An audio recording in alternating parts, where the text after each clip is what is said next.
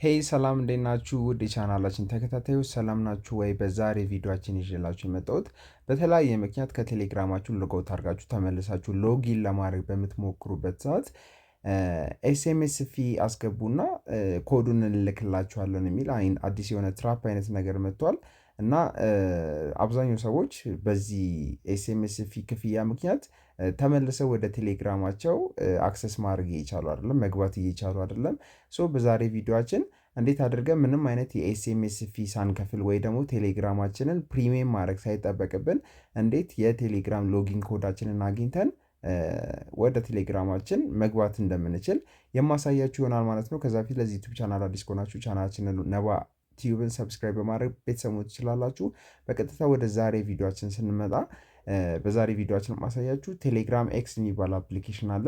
ከፕሌይ ስቶር ላይ ካገኛችሁ ጥሩ፣ ካላገኛችሁ ከኛ የቴሌግራም ቻናል ነባ አፕ ላይ ከዚህ ላይ አስቀምጬላችኋለሁ በቀላሉ ዳውንሎድ ማድረግ ትችላላችሁ ማለት ነው። ፕሌይ ስቶር ላይ ከፍቼ ካሳየው ሰርድ ፓርቲ ያስተዋውቃል በሚል ቪዲዮን ስለሚያግድብኝ ነው ያው ፕሌይ ስቶር ላይ ከፍቼ ያላሳያችሁ ማለት ነው።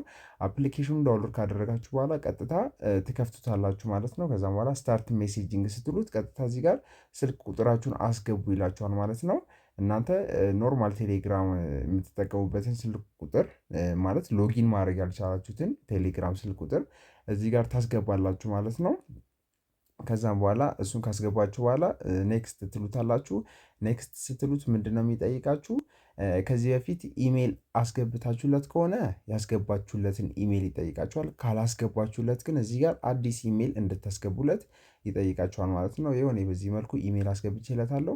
ኔክስት ስለው ዊ ሃቭ ሴንት ኮድ ቱ ዩር ጂሜል ብሎ አሁን ወደ አስገቦት ወደ ኢሜል ኮድ ይልክልኛል ማለት ነው። 651690 እሱን ኮድ አስገባለሁ። ቀጥታ ኮሊንግ ዩር ፎን ወደ እኔ ስልክ ቁጥር ቀጥታ ይደውሉልኛል ማለት ነው።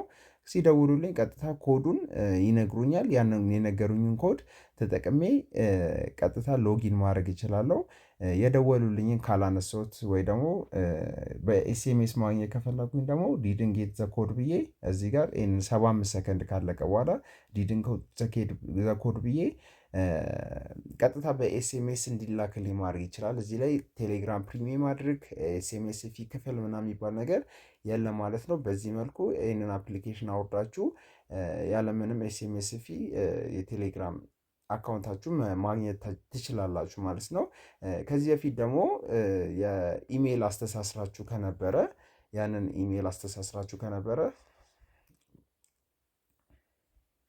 እሱን ኢሜይል ቀጥታ አክሰስ ማድረግ መቻል ግዴታችሁ ነው። ወደ እሱ ኢሜይል ስለሆነ ኮድ የሚልክላችሁ ማለት ሶሪ ወደዛ ኢሜይል ነው ቀጥታ ኮድ የሚልክላችሁ። ያንን ኮድ አስገብታችሁ ነው መግባት የምትችሉት ከሆነ ማለት ነው።